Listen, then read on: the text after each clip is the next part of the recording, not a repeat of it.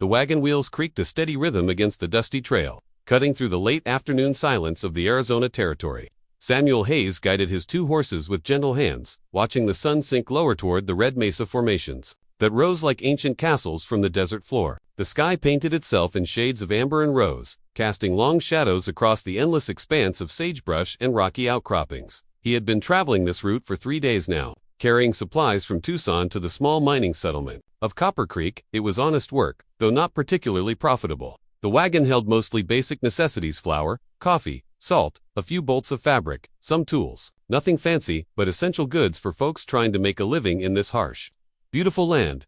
Samuel adjusted his worn leather hat and wiped the dust from his beard.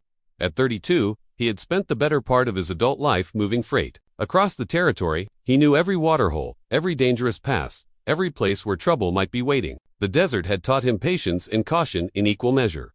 The horses snorted and shifted nervously as they approached a narrow canyon where red rock walls rose on either side of the trail. Samuel's hand moved instinctively to the rifle beside him on the wagon seat. This was exactly the kind of place where bandits like to set up their ambush. Plenty of cover, only one way in or out, and passing travelers had nowhere to run. "Easy, boys," he murmured to the horses, keeping his voice calm and steady.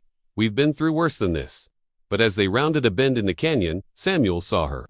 A young woman stood in the middle of the trail about 50 yards ahead, holding a revolver with both hands. Her long dark hair fell loose around her shoulders, and she wore a practical riding skirt and boots beneath a fringed shawl. Even from this distance, he could see the determination in her posture, though something about the way she held the gun suggested she wasn't entirely comfortable with it. Samuel brought the wagon to a slow stop and raised his hands peacefully. "Afternoon," Miss Higg called out, his voice carrying easily in the still air. "Seems like you've got something on your mind."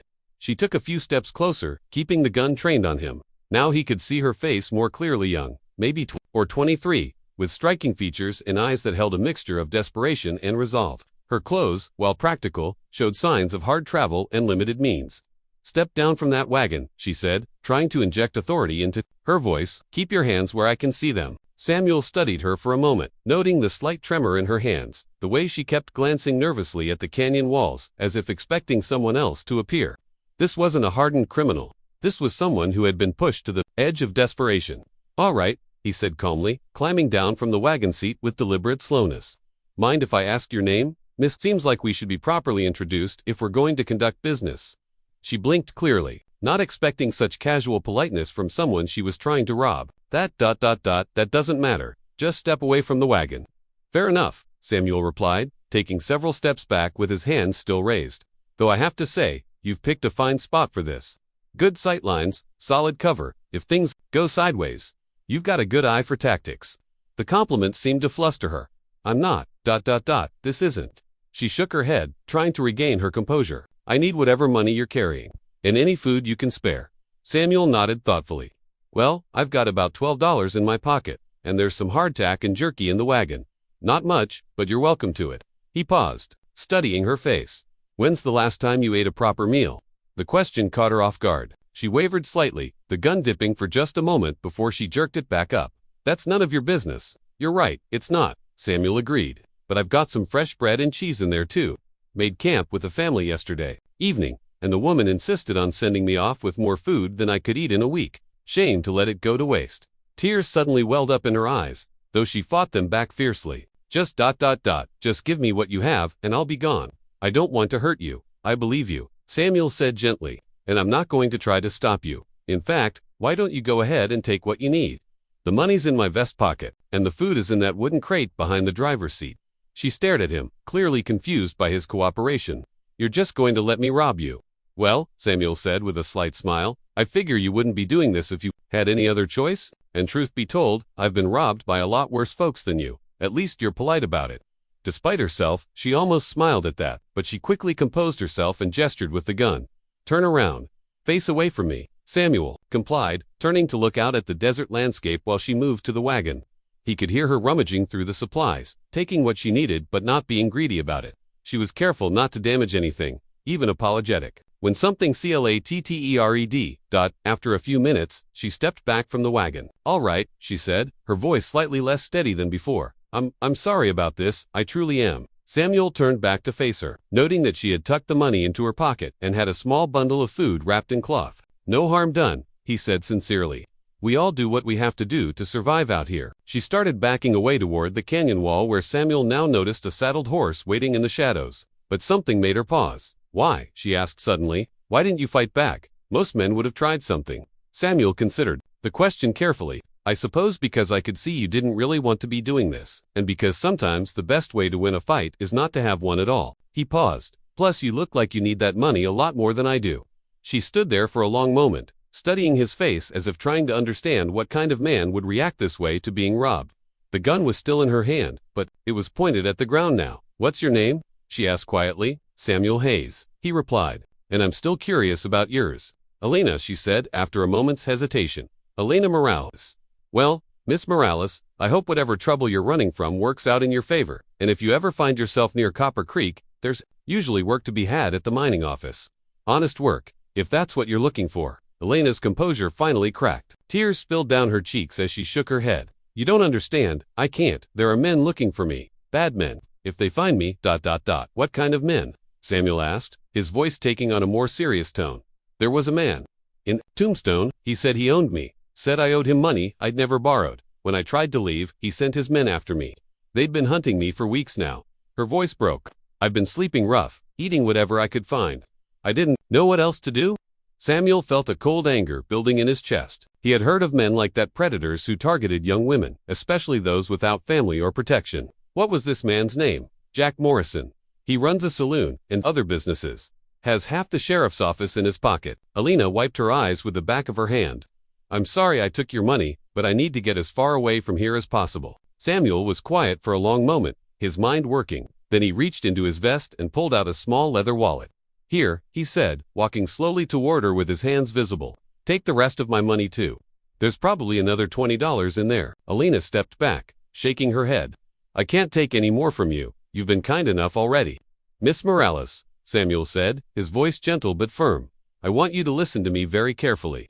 Jack Morrison and his men, they're not going to stop looking for you. Running will only work for so long, especially if you're traveling alone and on foot. I have a horse, she protested weakly. One horse, limited supplies, and no safe place to rest. That's not a sustainable plan. Samuel stopped a few feet away from her, but there might be another option. Elena looked at him warily. What do you mean? Samuel took off his hat and ran his hand through his hair. Well, first off, you should know that Jack Morrison and I have met before. About 2 years ago, he tried to muscle in on a freight contract I had with the territorial government. When I wouldn't back down, he sent some of his boys to persuade me. They burned my warehouse and beat up my partner so bad he couldn't work for months. Elena's eyes widened. What happened? I went to the territorial marshal. Turned out Morrison had been running his little empire without paying proper attention to whose jurisdiction he was actually operating in. Federal marshals don't take kindly to interference with government contracts. Samuel's expression hardened. Morrison spent 6 months in territorial prison, and his operation got shut down temporarily. He's been holding a grudge ever since. So, you can't help me, Elena said, deflated. He'll just come after you too. Oh, he might try, Samuel agreed. But here's the thing you need to know, Miss Morales. The thing I probably should have mentioned when I introduced myself. He smiled grimly. My full name is Samuel Hayes Morrison. Elena stared at him in confusion. Morrison, but that's Jack's younger brother, Samuel confirmed. Though we haven't spoken in 15 years, and I wouldn't cross the street to spit on him if he was on fire.